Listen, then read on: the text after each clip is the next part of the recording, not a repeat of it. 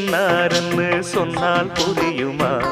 அது கொஞ்சி கொஞ்சி பேசுறது கண்ணில் தெரியுமா?